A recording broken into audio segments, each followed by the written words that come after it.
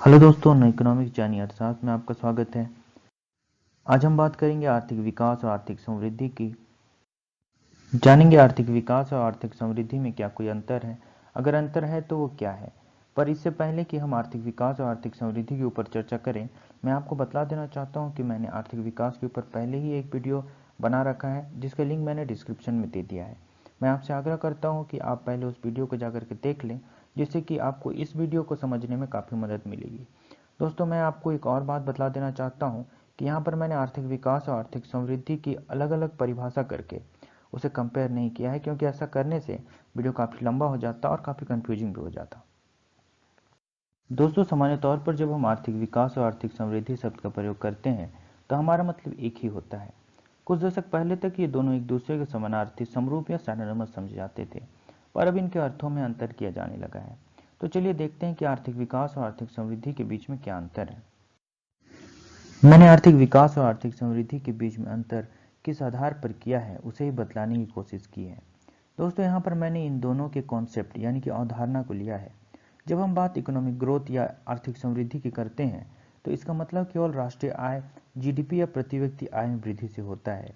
आर्थिक समृद्धि में हम वस्तु एवं सेवाओं के उत्पादन में वृद्धि को ही केवल काउंट करते हैं, और जब आय के स्तर में वृद्धि होती है तो कहा जाता है कि आर्थिक समृद्धि हो रही है।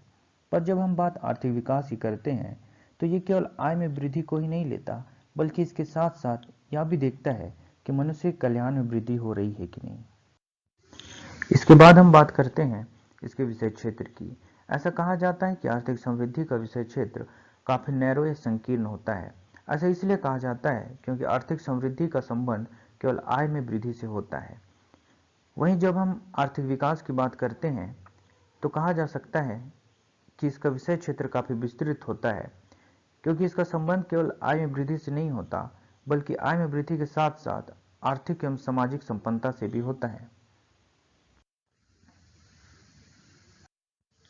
अब देखते हैं कि आर्थिक समृद्धि शब्द का प्रयोग किसके लिए किया जाता है। सामान्यतः आर्थिक समृद्धि शब्द का प्रयोग आर्थिक रूप से विकसित देशों के लिए किया जाता है। ऐसा इसलिए किया जाता है क्योंकि यह माना जाता है कि जो देश विकसित होते हैं उनके पास पहले से ही आर्थिक विकास के लिए जो जरूरी सेटअप की आवश्यकता होती है वो मौजूद होता है। इसका मतलब होता है कि वहाँ पहले से ही आर्थिक विकास के लिए जरूरी संरचनात्मक परिवर्तन और संस्थागत सुधार किए जा चुके हैं। वहीं जब हम बात आर्थिक विकास की करते हैं तो इसका संबंध आर्थिक रूप से पिछड़े हुए देश या विकासशील देशों से होता है। ऐसा इसलिए है क्योंकि इन देशों में अभी भी संस्थागत सुधार और संरचनात्मक परिवर्तन किए जाने बाकी होते हैं। जब हम बात आर्थिक समृद्धि और आर्थिक विकास की करते हैं तो समय तत्व बड़ा महत्व रखता है। ऐसा समझा जाता है कि आर्थिक समृद्धि एक अल्पकालीन घटना है, क्योंकि आर्थिक समृद्धि का मतलब आय में वार्षिक वृद्धि से होता है। इसे हम एक उदाहरण से समझ सकते हैं। मान लेते हैं कि अच्छी वर्षा के कारण किसी वर्ष कृषि उत्पादन में वृद्धि हो गई और इस वजह से राष्ट्रीय आय में वृद्धि हो गई, तो यह कहा जा सकता है कि देश आर्थिक रूप से पहले के मुकाबले समृद्ध हुआ है, क्योंकि आय में वृद्धि हो गई है। पर वहीं दूसरी ओर जब हम आर्थिक विकास की बात करते हैं तो यह कहा जा सकता है कि आर्थिक विकास एक दीर्घकालीन प्रक्रिया है, और इसे हम इसी उदाहरण से समझ सकते हैं। यदि किसी वर्ष अच्छी वर्षा से कृषि उत्पादन में वृद्धि हो गई और राष्ट्रीय आय बढ़ गई, तो इसे आर्थिक विकास नहीं समझ लेना चाहिए, क्योंकि यदि कृषि उत्पादन में वृद्धि, सिंचाई की अच्छी व्यवस्था, उन्नत बीज, आधुनिक खाद, अच्छी ट्रांसपोर्ट, अच्छी विपणन व्यवस्था और अच्छी कोल्ड स्टोरेज व्यवस्था की वजह से यदि उत्पादन बढ़ता तो इसे आर्थिक विकास कहा जाता, क्योंकि इन सब की व्यवस्था करने में एक देश को लंबी अवधि लगती है और यह अवधि 10 साल से अधिक ही होती है। जैसा कि हम जानते हैं, आर्थिक विकास का मतलब सामाजिक, आर्थिक और संस्थागत सुधार से होता है। यही वजह है कि आर्थिक विकास को एक दीर्घकालीन प्रक्रिया कहा जाता है। अब जब हम बात आर्थिक समृद्धि और आर्थिक विकास की प्रक्रिया करते हैं तो यह कहा जा सकता है कि आर्थिक समृद्धि एक स्वचालित या ऑटोमेटिक प्रोसेस है। ऐसा इसलिए कहा जाता है क्योंकि आर्थिक समृद्धि का संबंध विकसित देशों से होता है।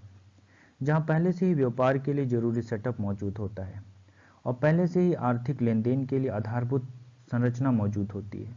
अब केवल निवेश की आवश्यकता होती है और निवेश आते ही राष्ट्रीय आय में अपने आप वृद्धि देखने को मिलती है। वहीं जब हम बात आर्थिक विकास की करते हैं तो ये कहा जा सकता है कि आर्थिक विकास एक प्रेरित प्रक्रिया है, यानी कि मैनुअल प्रोसेस है, क्योंकि आर्थिक विकास का संबंध विकासशील देशों से होता है जहां व्यापार के लिए या निवेश के लिए आधारभूत संरचना मौजूद नहीं होती।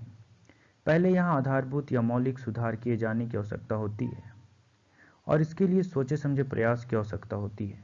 यही वजह है कि आर्थिक विकास को एक प्रेरित प्रक्रिया कहा जाता है। समाज पर प्रभाव। आर्थिक समृद्धि का सामाजिक सुधार से कोई लेना देना नहीं होता और न ही मानव कल्याण से इसका कोई संबंध होता है। यह केवल आय के स्तर में वृद्धि को परिभाषित करता है। वहीं जब आर्थिक विकास की बात की जाती है तो इसका संबंध केवल आय स्तर में वृद्धि से नहीं होता, बल्कि यह इस बात का भी अध्ययन करता है कि राष्ट्रीय आय में वृद्धि या जीडीपी या प्रति व्यक्ति आय में वृद्धि के साथ साथ रोजगार में वृद्धि हो रही है, खाद्यान्न की उपलब्धता पर्याप्त है कि नहीं, क्या स्वास्थ्य या शिक्षा के स्तर में सुधार हुआ है। अब देखते हैं यूज ऑफ टेक्नोलॉजी, यानी कि तकनीकी प्रयोग। आर्थिक समृद्धि का संबंध तकनीकी परिवर्तन से नहीं होता, यह केवल आय स्तर में मात्रात्मक वृद्धि से संबंध रखता है, जबकि आर्थिक विकास के तहत उन्नत तकनीक और रिसर्च और डेवलपमेंट का भी प्रयास किया जाता है। अब सवाल उठता है कि आर्थिक समृद्धि और आर्थिक विकास की माप क्या है। तो दोस्तों, आर्थिक समृद्धि को राष्ट्रीय आय में वृद्धि या जीडीपी या प्रति व्यक्ति आय में वृद्धि से मापा जा सकता है, यानी कि यह अर्थव्यवस्था के मात्रात्मक पक्ष की ओर ध्यान देता है। अब जब हम बात आर्थिक विकास की करते हैं तो इसे हम HDI यानी कि ह्यूमन डेवलपमेंट इंडेक्स, GDI यानी कि जेंडर रिलेटेड इंडेक्स, HPI यानी कि ह्यूमन पॉवर्टी इंडेक्स, शिशु मृत्यु दर एवं साक्षरता दर आदि से माप सकते हैं। दोस्तों, यहाँ पर आर्थिक विकास न केवल अर्थव्यवस्था के मात्रात्मक पक्ष की ओर ध्यान देता है, बल्कि इसे गुणात्मक पक्ष की ओर भी ध्यान देता है। दोस्तों, मैं उम्मीद करता हूं कि हमने आर्थिक समृद्धि और आर्थिक विकास के बीच के अंतर को भलीभांति समझ लिया है।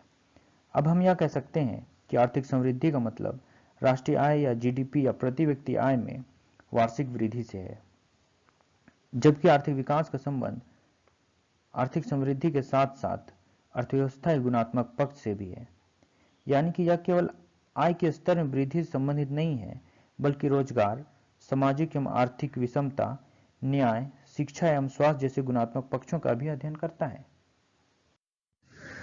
अब ये सवाल किया जा सकता है कि क्या आर्थिक विकास के बिना आर्थिक समृद्धि संभव है?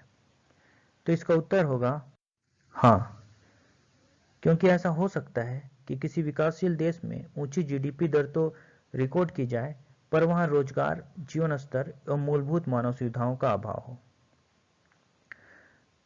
दोस्तों, उम्मीद करता हूं कि आपको वीडियो समझ में आया होगा। अगर वीडियो पसंद आए तो इसे लाइक कीजिए, शेयर कीजिए और हमारे चैनल को सब्सक्राइब कीजिए। जब आप हमारे चैनल को सब्सक्राइब करते हैं तो हमें नए वीडियो बनाने की बड़ी प्रेरणा मिलती है। दोस्तों, वीडियो देखने के लिए आपका धन्यवाद।